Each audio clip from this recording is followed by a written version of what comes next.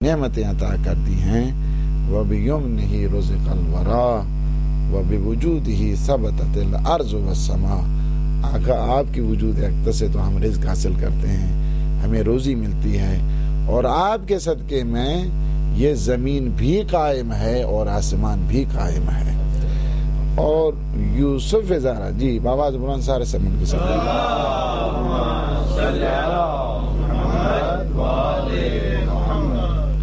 اور آج جتنی بھی نعمتیں دیکھ رہے ہیں، اب ماشاءاللہ آپ کی بڑی اچھی اس سے پہلے گفتگو بھی ہو رہی تھی کہ جو بیٹھے ہوئے تھے ہم سارے ہدایت کے سلسلے میں، یہ بھی صدقہ ہے مولا امام زمان اجل اللہ تعالی فرجہ الشریف کا، ان کے صدقے میں ہے. اس وجہ سے کہ ہدایت کا جو بھی کاروان ہوتا ہے، اللہ سبحانہ و تعالی نے ہدایت کا جو شعبہ ہے اپنے ذمے رکھا ہوا ہے، بندوں کے ذمے نہیں ہے. ہم نے ہدایت دینی ہے، تو ہدایت جب اللہ نے دینی ہے تو ہادی بھی اللہ ہی نے مقرر کرنا ہے. اللہ نے جب ہادی مقرر کرنا ہے، یہ بندوں کا فریضہ بنتا ہے، بندوں کی ذمہ داری بنتی ہے. جب اللہ نے کہہ دیا کہ ہدایت کرنا ہمارا کام ہے، تو بندوں کا کام بھی یہی ہے کہ یہ پوچھیں کہ اس وقت ہادی کون ہے، اس وقت مہدی کون ہے، تاکہ جن کی پیروی کر کے انسان نجات حاصل کرے. تو یہ جو ایک سلسلہ بنا الحمدللہ رب العالمین، اس کی جتنا شکر کیا جائے، شکر کہاں انسان کے بس کی کہاں بات ہے کہ اللہ سبحانہ و تعالیٰ کی کس کس نعمت کا انسان شکر ادا کرے. اور وہی ہے کہ جو دعائے عرفہ میں مولا سید الشہداء امام حسین علیہ السلام فرماتے ہیں کہ پروردگار تیری کس نعمت کا شکر ادا کریں. وہ 40 سے زیادہ نعمتوں کا شکر ادا کرنے کے بعد جب فرماتے ہیں کہ ان تعدوا نعمت اللہ لا تحصوها، پروردگار تیری نعمتوں کا شکریہ ادا کرنا ایک انسان کے لیے، جو شخص نعمتوں کو گن نہیں سکتا ہے وہ ان کا شکر کہاں پہ ادا کر سکتا ہے. اور اس کے بعد فرماتے ہیں کہ پروردگار تیری کسی ایک نعمت کا بھی شکر ادا نہیں ہو سکتا، اس لیے کہ جب میں اس نعمت کا شکر ادا کروں تو یہ جو شکرانے کے لیے کلمات ادا کیے ہیں یہ بھی تو تیرا شکر ہے، اس پر ایک اور شکر واجب ہو جائے گا. تو لہٰذا تیرا شکر بجا لانا ناممکن ہے کہ انسان کے بس میں نہیں ہے. اور وہ کہ جس سلسلے کو 14 صدیوں سے مسلسل دبانے کی کوشش کی گئی تھی، راہ حق کو، راہ نجات کو، اہل بیت علیہ السلام کے پیغام کو، اللہ نے یہ ہدایت کا ایک چراغ جو محرم ہے اس کے صدقے میں، امام زمان کے صدقے میں، اہل بیت کے نور کے صدقے میں یہ عطا کیا کہ جو ہدایت کی روشنی میں تھا. اور اسی وجہ سے یہ جو روشنی پھیل رہی ہے، یہ نہ سمجھیں کوئی ہمارا اس میں کمال ہے. میں بارہا اس بات کو کہہ چکا ہوں، اس سے پہلے کئی دفعہ ٹی وی پہ بھی اس بات کو عرض کر چکا ہوں کہ یہ ہمارا کوئی کمال نہیں ہے، یہ حق کا کمال ہے. چونکہ ہدایت کا جو مشن ہے وہ حق ہے، حق میں جو ہے سرفرازی ہوا کرتی ہے، حق میں سربلندی ہوا کرتی ہے، حق جو ہے اس میں تنوع ہوا کرتا ہے، حق کی جڑیں مضبوط ہوا کرتی ہیں. جی جاء الحق وزهق الباطل ان الباطل کان زہوقا. حق میں ہمیشہ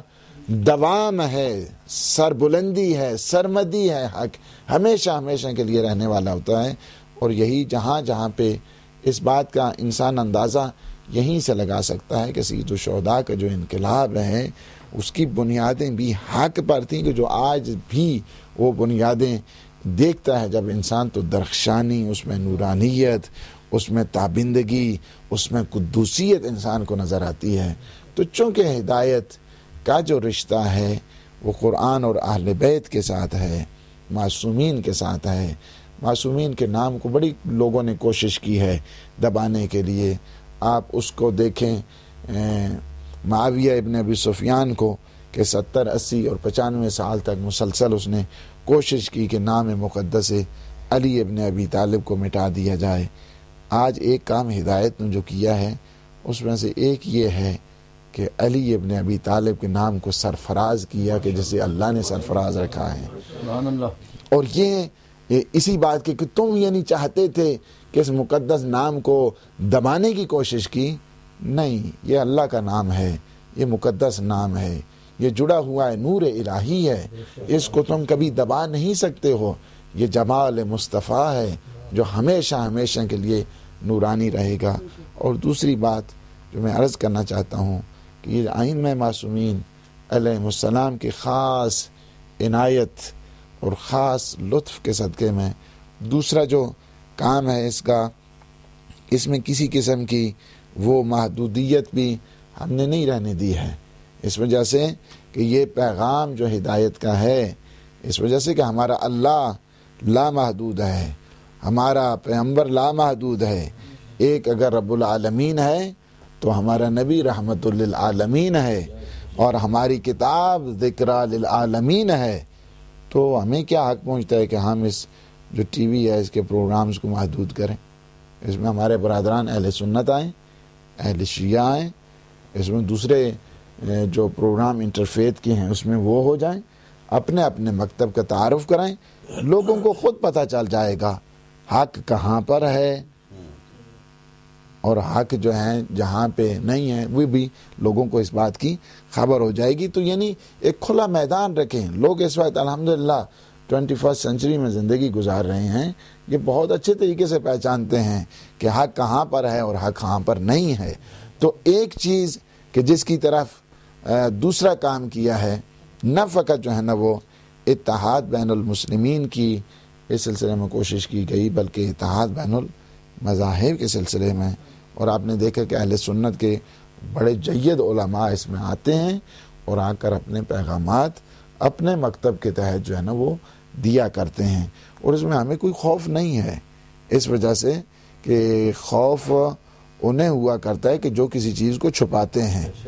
ہم چھپانے والوں میں سے نہیں ہیں کہ چھپانا، ہم تو اعلان جو ہے نا حق کا اظہار کرنے والے ہیں، اور اسی وجہ سے اظہار حقیقت بھی آپ نے پروگرام دیکھا ہے۔ تو یہ ہے کہ ایک چیز کہ جس کی طرف دوسرا کام جو کیا وہ اتحاد کے سلسلے میں، پہلی یہ ہے کہ اس میں لمیٹیشن ختم کی گئی، دوسرا یہ ہے کہ اس کو اوپن رکھا گیا، یعنی بغیر کسی محدودیت کے، اور پھر اس میں جو ہے نا وہ اتحاد بین المسلمین کے ساتھ ساتھ ایک بہت بڑا فتنہ جو چاہتے تھے بعض افراد اور بعض جو اس میڈیا میں آ کر، تاکہ آپس میں شیعہ سنی کو آپس میں لڑا دیا جائے، ہدایت ٹی وی نے ایک بلاک بن کر، ایک محکم دیوار بن کر، ایک محکم سد بن کر ان کے سامنے رکاوٹ پیدا کی کہ نہیں، تم مسلمانوں کو آپس میں لڑا نہیں سکتے ہو، مسلمانوں یہ اتحاد کا پیغام ہے۔ اس وقت اب بھی دشمن کی یہ سازش ہے، وہ یہ چاہتے ہیں کہ مسلمانوں کو آپس میں ٹکرائیں، مسلمانوں کو آپس میں لڑائیں۔ پہلے ان کی پلاننگ یہ ہوتی تھی کہ شیعہ سنی کے درمیان جو ہے نا وہ کیا جائے، ابھی ان کی پلاننگ یہ ہے کہ شیعہ کو شیعہ سے لڑایا جائے۔ اس وجہ سے ہمیں بہت محتاط ہونے کی ضرورت ہے۔ اپنے جو اختلافات ہیں، گھریلو اختلافات ہیں، اسے امام بارگاہ میں نہ لائیں، اسے اپنے مرکز میں نہ لائیں، انہیں اپنی مسجد میں نہ لائیں، اس وجہ سے کہ ابھی انہوں نے ایک نئی ٹیکٹکس استعمال کی ہے۔ اس نئی ٹیکٹک سے بھی ہمیں اویئر ہونا ہے، ہمیں جاننا ہے اس بات کو، اور پھر انہوں نے جو چاہتے ہیں کہ ایک فرضی دشمن بنا کر مسلمانوں کو آپس میں جو ہے لڑایا جائے، کہ جس طرح آج کل ہو رہا ہے کہ فرضی دشمن بنایا جاتا ہے، فرضی دشمن بنا کر، اور جس کی وجہ سے آپ نے دیکھا کہ مختلف قسم کے حربے انہوں نے استعمال کیے ہیں۔ کبھی تو انہوں نے دل آزاری کے لیے، انہوں نے دکھ پہنچانے کے لیے، کبھی تو پیغمبر کے کارٹون بنائے نعوذ باللہ، کبھی انہوں نے کتاب خدا کو جلانے کی کوشش کی اور جلائی بھی ہے، تاکہ یہ دل آزاری کی جائے ان کو بنا کر، تاکہ یہ فلاں نے کیا ہے، تاکہ انہیں مختلف مکاتب کے ساتھ ان کو لڑا دیا جائے۔ لیکن الحمدللہ جو مکتب تشیع ہے، جس کے جو پلرز ہیں وہ مجتہدین کرام، میں آپ کو ایک چیز بتاتا چلوں، ایک وقت جو سب سے بڑی مشکل ایجاد کی جا رہی ہے، اور وہ چاہتے یہی ہیں کہ مکتب تشیع کو کمزور کر دیا جائے۔ مکتب تشیع کو کمزوری کے ایک تو یہ ہے کہ جو حقیقی معنوں میں عزاداری کے خد و خال ہیں، اس کو مٹانے کی وہ کوشش کر رہے ہیں۔ تو ہمیں چاہیے، یہ ہماری عزاداری ہماری جان ہے، ہماری روح ہے. عزاداری کی ہم لوگ حفاظت نہیں کر رہے ہیں, عزاداری ہماری حفاظت کر رہی ہے, اس عزاداری کو اپنے جان سمجھتے ہوئے. دوسرا جو ان کی پلاننگ ہے وہ یہی ہے کہ اس مکتب کے جو پلرز جنہیں کہا جائے وہ ہیں مجتہدین کرام, کہ جو یہ مراجع اعظام ہیں. اس وجہ سے چاہتے یہی ہیں کہ ان سے انہیں دور کر دیا جائے, تاکہ جب یہ اپنے مرکز سے دور رہیں گے, یاد رکھیں اس بات کو ہمیشہ, مکتب تشیع وہ مکتب ہے کہ جو ایک لمحہ کے لیے بھی در ولایت سے جدا نہیں ہوا ہے. آپ دیکھیں پیغمبر اسلام 11 ہجری کے بعد وہ سلسلہ شروع ہے ولایت کا, اور 230 ہجری میں جی اس کے بعد بھی نہیں, اسی طرح نہیں چھوڑ دیا گیا کہ تم اسی طرح بغیر کسی سرپرست کے ہو, بغیر رہنما کے ہو, بغیر کسی پیشوا کے ہو, بلکہ تمہاری ہدایت کے لیے یہ جو علم کے مینار ہیں, فقاہت کے مینار ہیں, تمہاری سرپرستی کے لیے مجتہدین. فَأَمَّا الْحَوَادِثُ الْوَاقِعَةُ فَارْجِعُوا فِيهَا إِلَىٰ رُوَاةِ أَحَادِيثِنَا, جب مسائل آ جائیں تو ہمارے ان مجتہدین کی طرف رجوع کریں. تو یہ مشکل بنائی جاتی ہے کہ ان سے دور رہیں جی, یہ کچھ نہیں جانتے ہیں جی, تقلید کی اس وقت ضرورت نہیں ہے, اور اس وقت جو ہے نا ہم تو تقلید جو ہے نا وہ امام کی کرتے ہیں. میں نے ناروے میں ایک جملہ کہا ہے کہ دیکھیں امام زمانہ کی تقلید نہیں ہوتی ہے, ان کی بیعت ہوا کرتی ہے. تقلید مجتہد کی ہوتی ہے, ہم نے بیعت امام کی ہوئی ہے, ان کے حکم کے تحت ہم مجتہدین کی تقلید کرتے ہیں. تو اس سے بھی ہمیں اویئر ہونا ہے. یہ الحمدللہ یہ سارے جتنے کاز جنہیں آپ کہیں, اسے مشن کہیں, اسے اپنے مقاصد اور آبجیکٹیوز میں شامل کریں, تو ہدایت ٹی وی نے ایک کام یہ بھی کیا ہے کہ انٹروڈیوس کیا ہے مکمل طور پر. آپ نے دیکھا کہ ایک سلسلہ جو ہدایت کا ہے عزاداری کے ساتھ ساتھ پوری آپ نے محرم دیکھ رہے ہیں, آپ کو ایک دن میں پہلے عشرے میں تقریباً 7 سے 8 مجلس آپ کو ہر روز ملتی رہی.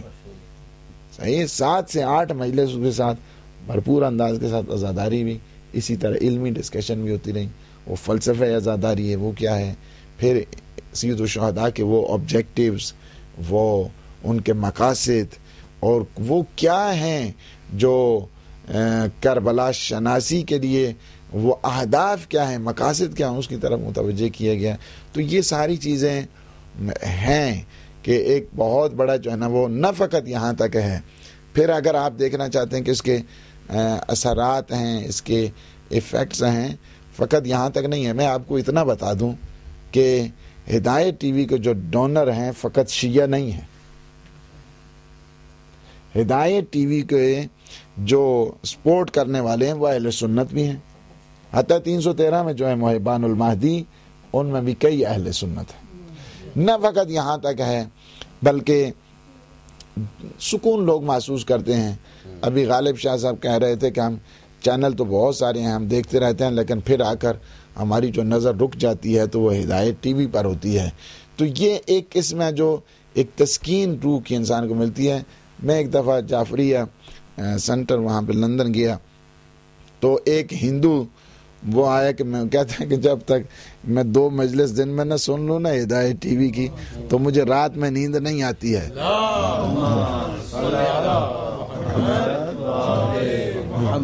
تو یعنی اثرات فقط یہ ہے. آج میں ابھی ای میل بتا رہا تھا اپنے برادران کو کہ جو انڈیا سے ہے, وہ کہتے ہیں کہ کیا جو ہے نا اس ہدایت ٹی وی نے جو انقلاب ہماری زندگی میں لایا ہے. بہرکیف یہ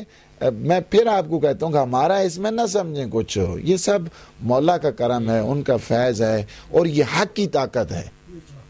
طاقت حق کی ہوا کرتی ہے, باطل کو طاقت نہیں ہوتی ہے, باطل کو کچھ بھی نہیں ہے.